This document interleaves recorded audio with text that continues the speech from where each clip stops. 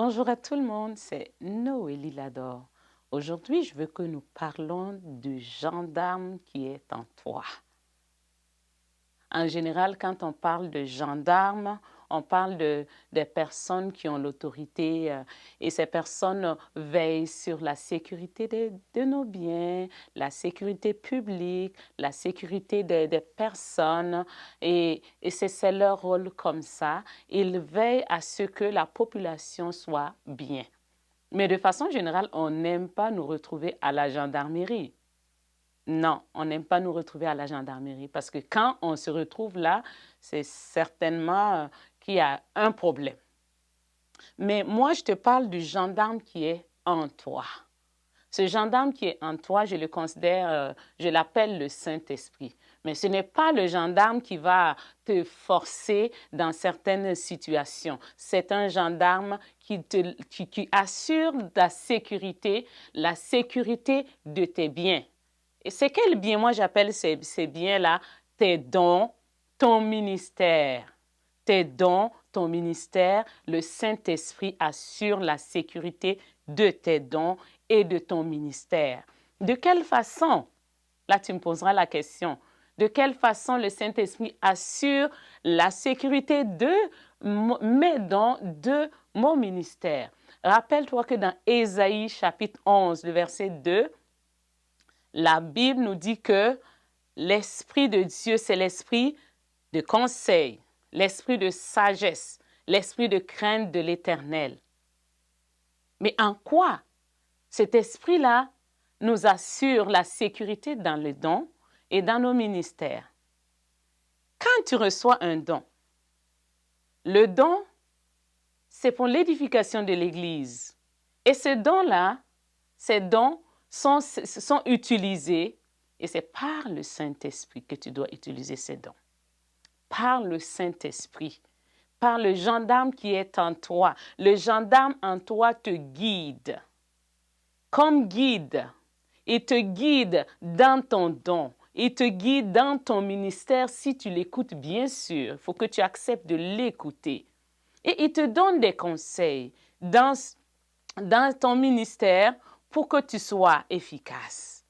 Il te remplit de puissance que tu sois efficace. Il te donne la sagesse pour que tu sois humble, pour que tu sois capable de servir convenablement, pour que tu sois capable d'impacter la vie des gens. C'est le rôle du Saint-Esprit. C'est le rôle du gendarme qui est en toi.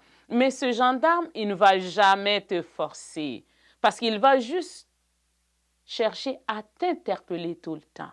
Attention. Tu es en train d'aller hors piste. Attention, tu es en train de dire des choses qui ne sont pas correctes. Change ton attitude. Change ta façon de faire. Change ta façon de voir. Change ta façon d'agir avec les gens. Change ta façon de gérer le ministère. Change ta façon de gérer le don que je t'ai donné. C'est dans ça que je l'appelle le gendarme en toi. Le gendarme en toi. Est-ce que tu peux juste prendre le temps de l'écouter? Est-ce que tu peux juste prendre le temps de l'écouter? Il faut que tu l'écoutes. Parce qu'il ne va pas te forcer. Il ne va pas te forcer. Il va juste te parler. Comme Jésus-Christ qu'on a dit, Jésus frappe à la porte de ton cœur. Il frappe. Il frappe. Il ne va pas, il peut ouvrir la porte et rentrer, mais il ne va pas le faire parce qu'il te respecte. Il t'a donné la liberté de faire le choix. C'est la même chose avec le Saint-Esprit. Quand tu sers, tu dois laisser le Saint-Esprit prendre la place, le contrôle dans ta vie, te guider dans tes actions. Te guider dans tes actions.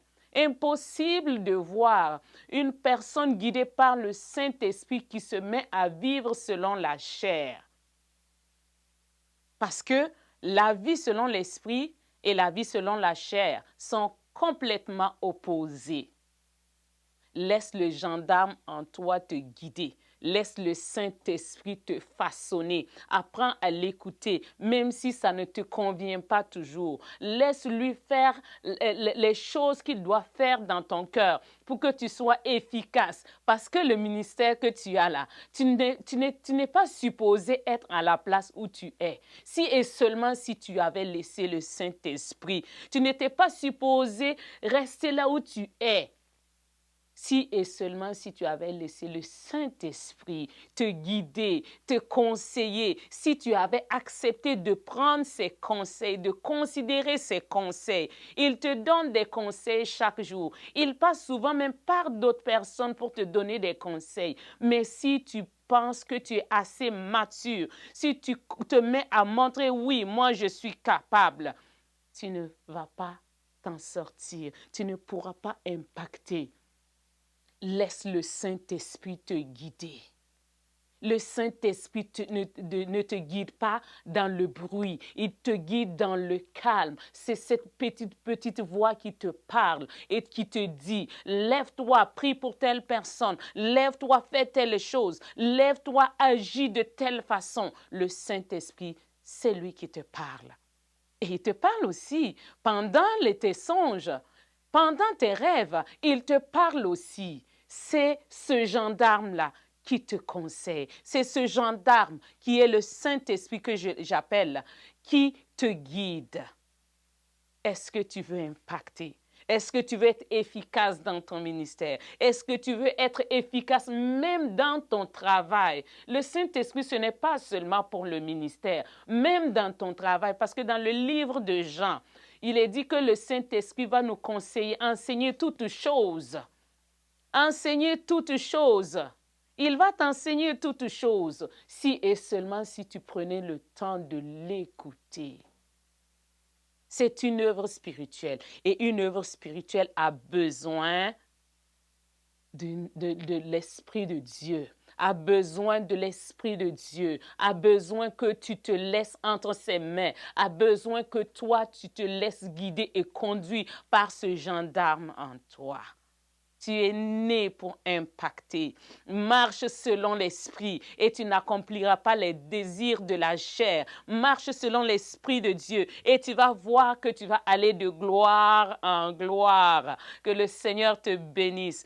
Mon frère et ma sœur, tu es né, mon frère, ma sœur, jeunes enfants. Vous êtes nés pour impacter le monde. Vous êtes nés pour apporter la lumière dans le monde. Vous êtes nés pour apporter une nouvelle dynamique dans le monde. Vous êtes nés pour que le monde qui souffre puisse avoir la paix dans le cœur. Donc, je t'encourage à faire du Saint-Esprit, la personne qui va te guider, parce que tu es né pour impacter. Que Dieu te bénisse au nom de Jésus-Christ. Saint-Esprit, touche les cœurs de toutes ces personnes qui veulent bien faire les choses, mais qui ne savent pas nécessairement comment t'écouter. Seigneur, enseigne-les. Enseigne-les. Donne-leur d'être sensibles à ta voix, être sensibles à ton cœur. Au nom puissant de Jésus-Christ. Amen.